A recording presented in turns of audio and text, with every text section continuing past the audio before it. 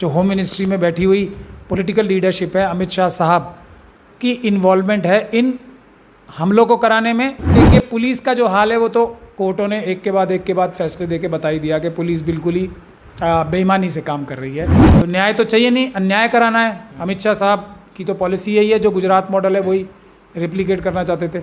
अब जब न्याय होने लगा तो कोई शर्म लिहाज तो है नहीं, तो पूरी बेशर्मी से जज साहब का ही तबादला करा दिया गया। ये जो सरकार बैठ गई है ये सिर्फ बेईमानी करने, लूट मार करने बैठी हुई है, और उसके लिए इनका जो क्रिमिनल मीडिया है वो साथ दे रही है। ये सब गुनहगार हैं देश को कमज़ोर करने के, और ये अपराधी हैं।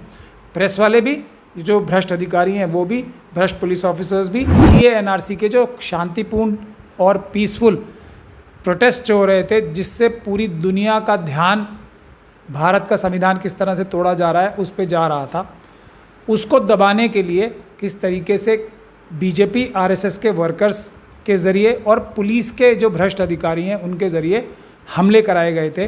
जितना ज़्यादा जल्दी, जितने ज़्यादा बड़ी तादाद में जनता सड़कों पे आएगी, जेल भरो आंदोलन करेगी, उतना ज़्यादा देश में संविधान का राज जो है मजबूत होगा, और संविधान मजबूत होगा, देश भी मजबूत होगा। महमूद प्राचा साहब मेरे साथ मौजूद हैं। जिस तरीके से सेशन जज का जो है कड़कड़डूमा कोर्ट से ट्रांसफ़र कर दिया गया है, किस तरीके से देख रहे हैं इस पूरे मामले को?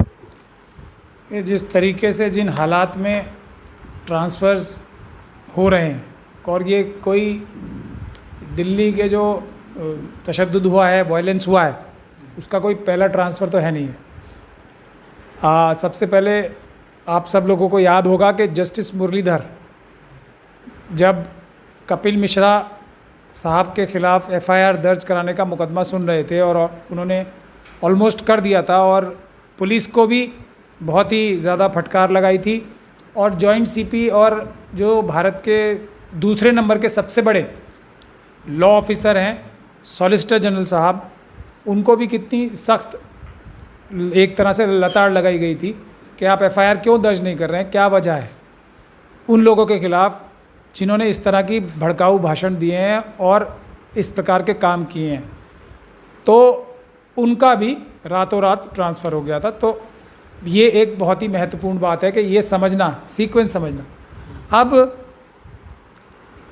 इसमें हालात देखिए क्या है, जो किस लिए हम इसको, किन सबूतों की बुनियाद पे हम ये कहते हैं कि इसमें जो होम मिनिस्ट्री में बैठी हुई पॉलिटिकल लीडरशिप है, अमित शाह साहब की इन्वॉल्वमेंट है इन हमलों को कराने में, ताकि CA NRC के जो शांतिपूर्ण और पीसफुल प्रोटेस्ट जो हो रहे थे, जिससे पूरी दुनिया का ध्यान भारत का संविधान किस तरह से तोड़ा जा रहा है उस पे जा रहा था, उसको दबाने के लिए किस तरीके से BJP RSS के वर्कर्स के ज़रिए और पुलिस के जो भ्रष्ट अधिकारी हैं उनके ज़रिए हमले कराए गए थे। वो इस सबूत इन चीज़ों से और पुख्ता होती है, ये जो हम लोग बात कह रहे हैं।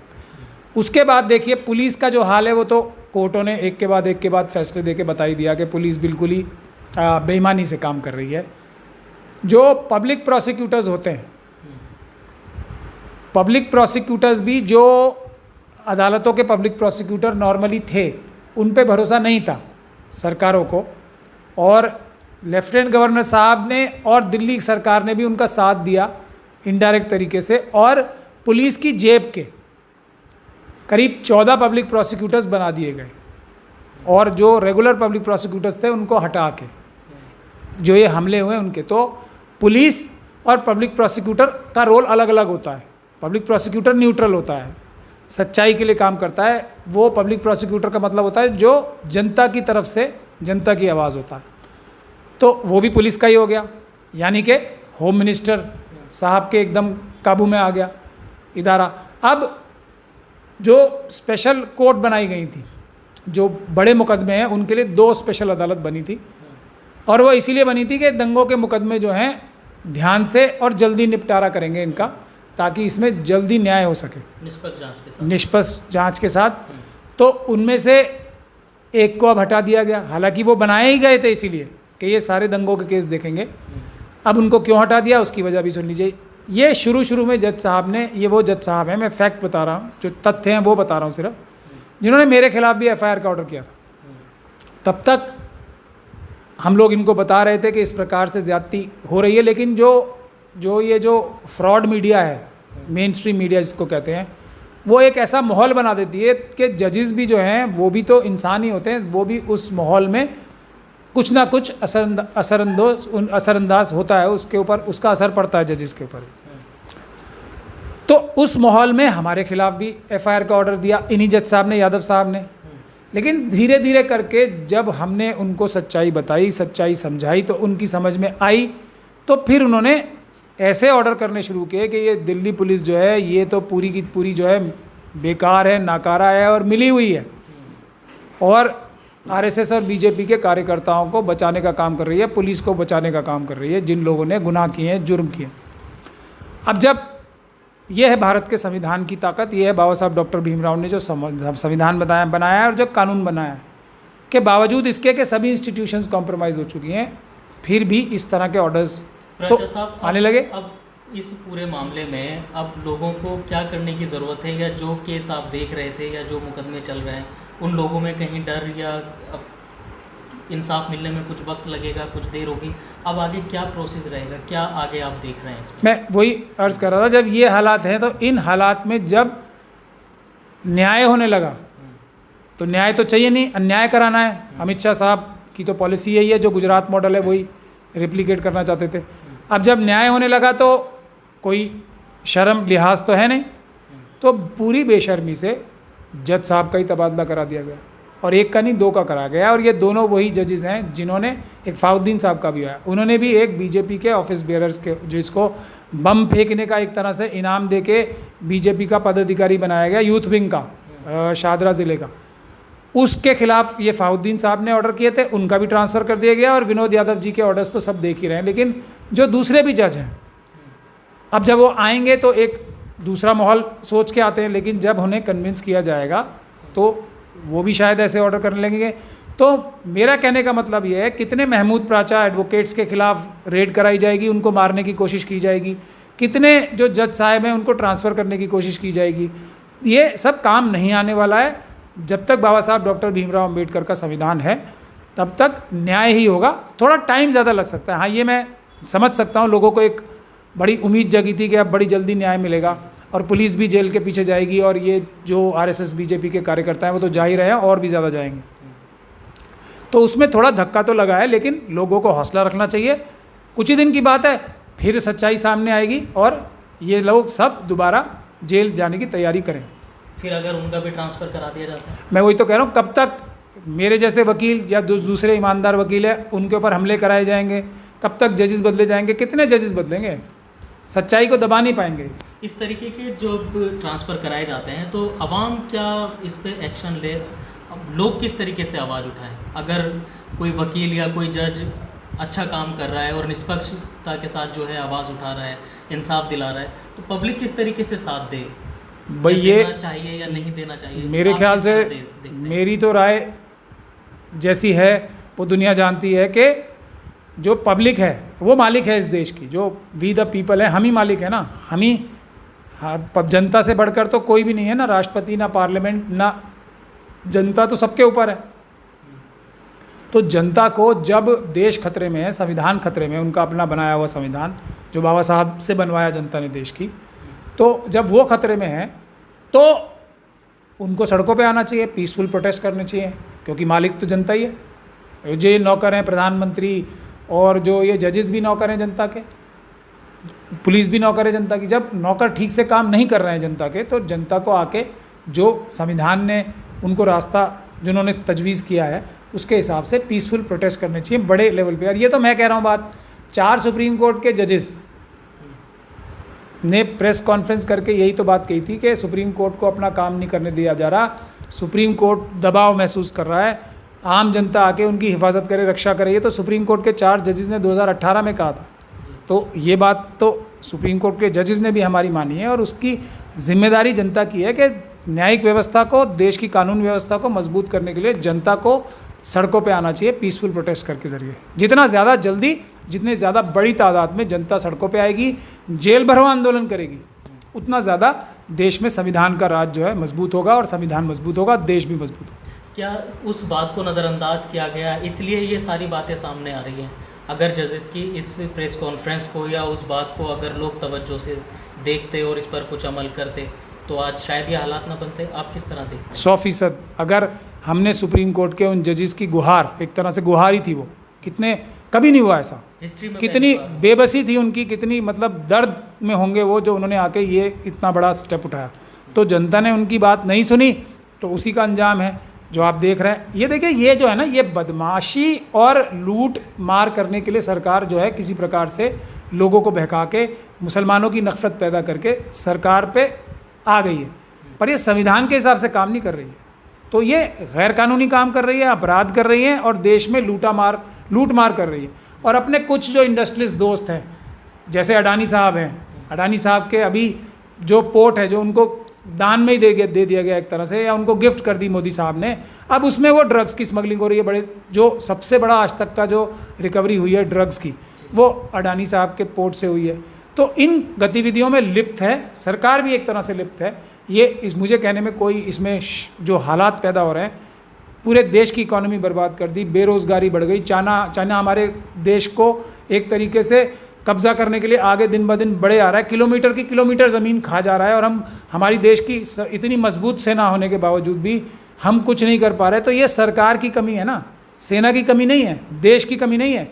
ये जो सरकार बैठ गई है, ये सिर्फ बेईमानी करने, लूट मार करने बैठी हुई है, और उसके लिए इनका जो क्रिमिनल मीडिया है वो साथ दे रही है। ये सब गुनहगार हैं देश को कमज़ोर करने के, और ये अपराधी हैं।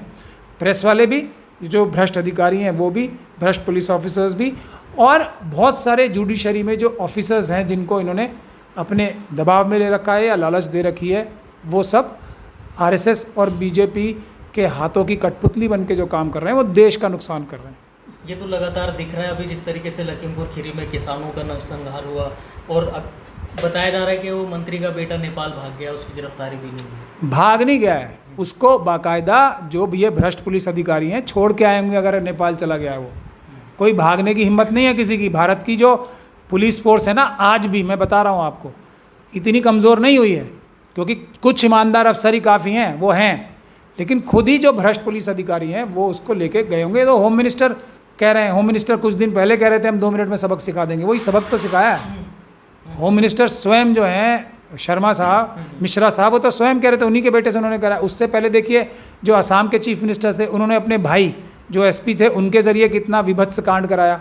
उसके बाद खट्टर साहब जो इनके तीसरे में वो हैं चीफ मिनिस्टर, वो कह रहे हैं लठ चलाओ, लोगों को इकट्ठा करो और किसानों को मारो।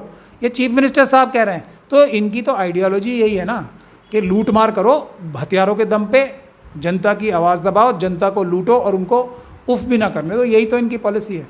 तो क्या सिर्फ मौलाना कलीम सिद्दीकी साहब जैसे लोगों को ही निशाना बनाया जाता रहेगा?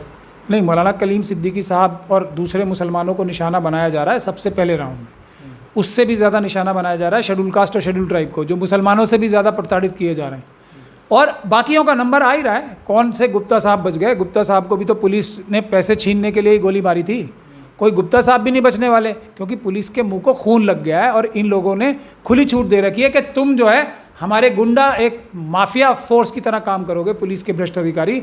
और जब माफिया की तरह काम करने की आदत पड़ गई तो मुसलमानों के ऊपर भी जो हाथ खुला है उनका, जो दलितों के ऊपर हाथ खुला है, जो ट्राइबल्स के ऊपर हाथ खुला है, उसका वो तो कोई भी सामने आएगा। तो बेचारे मुसलमानों के पास, SC/STs के पास तो पैसा कम है, जो लूट मार करने की ज़्यादा फ़ायदा होने वाला है वो तो जो दूसरे लोगों से ही होने वाला है। तो पुलिस तो लूट मार करेगी, और लूट मार करने के लिए अच्छी जगहें कोठियाँ होती हैं, कोई गरीब की झुग्गी नहीं होती है। इसी के साथ में राबिया का केस भी आप देख रहे हैं, उसका क्या अभी तक प्रोसीजर रहा है? देखिए, उसी में सुप्रीम कोर्ट में फाइलिंग होने में देर हो रही है। हमें मजबूरी में इसमें सुप्रीम कोर्ट इसलिए जाना पड़ रहा है कि दिल्ली और हरियाणा सरकार की 2 जुरिस्डिक्शन इसमें उन्होंने क्रिएट की हैं इस केस को कमज़ोर करने के लिए। उस मुसीबत से या उस जाल से निकलने के लिए हमें सुप्रीम कोर्ट जाना पड़ रहा है। तो इंशाल्लाह ताला जल्दी हियरिंग पे आएगा और उसमें कुछ हमें ऑर्डर में कब तक, मतलब कितने दिन? नेक्स्ट वीक तक आने की उम्मीद है वो हियरिंग पे। जो इसमें मुख्य आरोपी जो तहसीलदार बताया जा रहा था रविंदर सिंह मेहरा, उसकी कुछ अपडेट आपके पास? नहीं, वो तो पुलिस ने क्या जो करोड़ों रुपए का हेर फेर दिल्ली सरकार कर रही थी सिविल डिफेंस के अफसरों के द्वारा, वही उसी की लीपापोती करने का तो ये मामला है सारा जो नज़र आ रहा है। तो राबिया को कोई जिस तरीके से मारा गया है वो कोई छोटी घटना नहीं है, उसके पीछे ये बड़ी साजिश है जो बहुत जल्दी बेनकाब होगी। लग रहा है कि इसमें भी कुछ इंसाफ मिल पाएगा उसको। देखिए अगर कामिनी की तरह 8 साल का ही वक्त लगेगा। नहीं, मेहनत तो करनी पड़ती है क्योंकि जो सिस्टम बना हुआ है हमारा वो इंसाफ होने देने में रुकावटें पैदा करता है, तो मेहनत करनी पड़ती है। लेकिन अगर हम मेहनत करेंगे, मुस्तकिल मिजाजी से काम करेंगे, हिम्मत से काम करेंगे, ईमानदारी से काम करेंगे तो न्याय मिलेगा। ये कि आपकी अपील का लोगों पे असर हुआ है, जो प्रदर्शन, जो कैंडल मार्च रोक दिए गए थे बीच में, वो धीरे धीरे दोबारा से शुरू वो दोबारा से नहीं, वो अगर आप लोग नहीं करेंगे तो माँ बेटियाँ सुरक्षित नहीं हैं, ये तो पहली ज़रूरत है। और ख़ास तौर पे कमज़ोर तबकों की माँ बेटियाँ तो बिल्कुल सुरक्षित नहीं हैं, वो तो दिन रात जारी रहने चाहिए। हर चीज़ का जवाब जो हमारे पास आज बचा है वो सिर्फ प्रदर्शन बचा है, पीसफुल प्रदर्शन, वो करना चाहिए। और कुछ कहना चाहेंगे दिल्ली दंगों के जो पीड़ित हैं वो किस तरीके से अपने आप को अभी संभालें या कमज़ोर ना समझें? संविधान पे भरोसा रखें। जब एक जज जाएगा दूसरा जज आएगा, संविधान वहीं का वहीं रहेगा। पुलिस ऑफिसर्स आएंगे जाएंगे, महमूद प्राचा आएंगे जाएंगे, लेकिन संविधान, बाबा साहब डॉक्टर भीमराव अम्बेडकर का संविधान है, उसको बचाए रखने के लिए संघर्ष करें, प्रदर्शन करें। इस देश में न्याय मिलेगा, सच्चाई की जीत होगी। बिल्कुल हौसला मत खोएं। आप बहुत जल्दी देखेंगे कि ये जज साहब भी वैसे ही ऑर्डर देंगे जो न्याय और इंसाफ पे बेस्ड होंगे।